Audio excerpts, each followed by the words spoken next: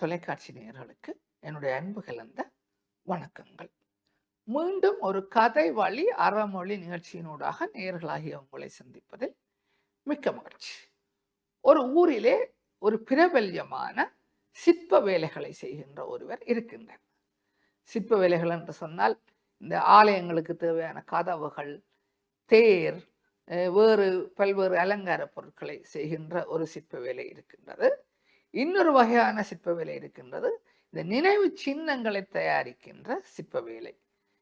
யாராவது ஒரு நினைவு சின்னத்தை கொடுக்க வேண்டுமாக இருந்தால் அதை சிறிய அளவிலே அது இருக்கும், அதை அழகாக தயாரிக்க வேண்டிய சிற்ப வேலையை செய்தல். இவ்வாறாக 2 வகையான வேலைகள் இருக்கின்றன. நான் குறிப்பிட்ட நபரோ இந்த 2வது வகையான வேலையிலே தான் அதிக ஈடுபாடு மிக்கவர். அதிகமானவர்கள் அவரிடம் வந்து தங்களது நினைவு சின்னங்களை தயாரித்து செல்வது வழக்கம். அவர் அந்த இடத்திலே மாத்திரமில்லாமல் அந்த மாவட்டத்திலேயே ஒரு பிரபல்யமான நபராக இருக்கின்றார். மிகச் சிறப்பாக மிக குறைந்த விலையிலே அவர் இந்த சிற்ப வேலைகளை செய்து கொடுக்கின்றார் என்கின்ற விடயம் அந்த மாவட்டம் பூராகவும் பரவி இருக்கின்றது. இவர் யாரிடம் இந்த சிற்ப வேலையை கற்றுக்கொண்டிருப்பார், அல்லது இந்த வேலையை யாரிடம் கற்றுக்கொண்டிருப்பார், இவருக்கு இந்த வேலையை இவ்வளவு நேர்த்தியாக கற்றுக் கொடுத்தவர் யார் என்கின்ற கேள்வி பலரின் மனதிலே எழுவதும் உண்டு. இவ்வாறு இருக்கையிலே ஒரு நாள் இந்த இந்த சிற்ப வேலைகளை செய்பவருக்கும் அவரது 12 வயது மகனுக்கும் இடையிலே ஒரு கலந்துரையாடல் ஏற்படுகின்றது.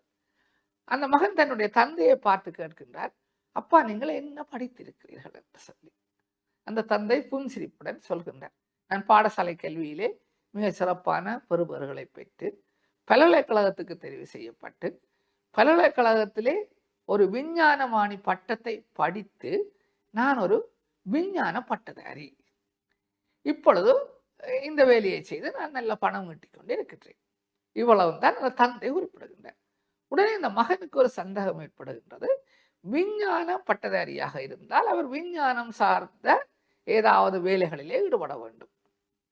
விஞ்ஞான ஆசிரியராக பாடசாலையிலே கடமையாற்ற வேண்டும், அல்லது ஒரு விஞ்ஞான பாடத்துக்கான விரிவுரையாளராக எங்காவது நிறுவனங்களிலே பணியாற்ற வேண்டும், அல்லது விஞ்ஞானம் சார்ந்த ஏதாவது ஒரு பணியிலே ஈடுபட்டிருக்க வேண்டும். அதற்கு எந்தவித தொடர்பும் இல்லாமல் தன்னுடைய தந்தை ஒரு விஞ்ஞான பட்டதாரி சிற்ப வேலைகள் செய்பவராக இருக்கிறாரே என்பது இந்த சிறுவனுக்கு ஆச்சரியமாக இருக்கிறது. 12 வயது சிறுவன். இப்பொழுது சிறுவர்களுக்கும் பல விடயங்கள் தெரியும். இந்த இணையதளத்தின் வருகையினால் சிறுவர்கள் கூட பல விடயங்களை கற்று தெரிந்து வைத்திருக்கிறார்கள். இவனும் அவ்வாறான ஒரு சிறுவன் தான். அவனுக்கு இது ஆச்சரியமாக இருக்கின்றது. உடனே தந்தையை பார்த்து ஒரு கேள்வி கேட்கின்றார், அப்பா நீங்களோ ஒரு விஞ்ஞான பட்டதாரி, ஆனால் நீங்கள் இப்பொழுது செய்து கொண்டிருக்கின்ற மிக பிரபல்யமாக நீங்கள் இருக்கின்ற இந்த வேலைக்கும் உங்களது கல்விக்கும் எந்த விதமான சம்பந்தமும் இல்லையே, இது எவ்வாறு நிகழ்ந்தது என்று அந்த மகன் கேட்கின்றார். தந்தை அதற்கும் சிரித்து கொண்டே சொல்கின்றார், நான் என்னுடைய பட்டத்தை நிறைவு செய்த பின்னர் வேலை வாய்ப்பை தேடி அலைந்தேன். பல வருடங்களாக நான் வேலை தேடி திரிந்த பொழுதும் எனக்கு வேலை கிடைக்கவில்லை. அந்த நேரத்திலே உன்னுடைய அப்பப்பா இதே வேலையைத்தான் செய்து எங்களை வளர்த்தார். அது உனக்கும் தெரியும், நீ சிறுவனாக இருந்த பொழுது அப்பப்பா இந்த வேலைகளை செய்ததை நீ கண்டிருக்கின்றாய். என்னுடைய தந்தை அவர் செய்த வேலையை நான் செய்யலாம் என்று சொல்லி அந்த வேலைகளை நான் சிறிது சிறிதாக செய்ய தொடங்கினேன்.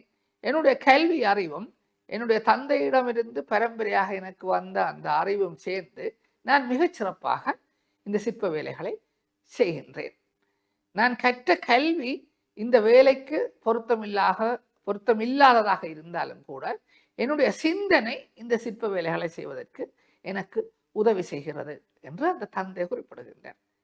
இந்த மகனுக்கோ தந்தை சொல்வது புரிந்தது போலவும் இருக்கிறது, புரியாதது போலவும் இருக்கின்றது. அவன் கொஞ்சம் குழப்பமான மனநிலையுடன் மௌனமாக செல்கின்றான். நேயர்களே, இந்த கதையும் கதை தந்த பாடமும் உங்களுக்கு பிடித்திருக்கும், புரிந்திருக்கும் என்று நம்புகின்றேன். பல சந்தர்ப்பங்களிலே நாங்கள் கற்கின்ற கல்விக்கு தொடர்பில்லாத பல்வேறு பணிகளிலே நாங்கள் ஈடுபட வேண்டிய கட்டாயத்துக்கு உள்ளாக்கப்படுகின்றோம். அவ்வாறான கட்டாயத்துக்கு உள்ளாக்கப்படுபவர்களில் பலர் தாங்கள் கற்ற கல்விக்கும் தாங்கள் செய்கின்ற வேலைக்கும் தொடர்பு இல்லாத போதும் மிகச் சிறப்பாக வேலை செய்வதையும் நாங்கள் கண்கூடாக காண்கின்றோம். நாங்கள் கற்ற கல்விக்கு பொருத்தமான வேலை கிடைக்கவில்லை என்று மனம் வருந்துவதிலும் பார்க்க, நாங்கள் எந்த வேலையிலே இப்பொழுது கால் பதித்திருக்கின்றோமோ அந்த வேலையை சிறப்பாக செய்ய வேண்டும்.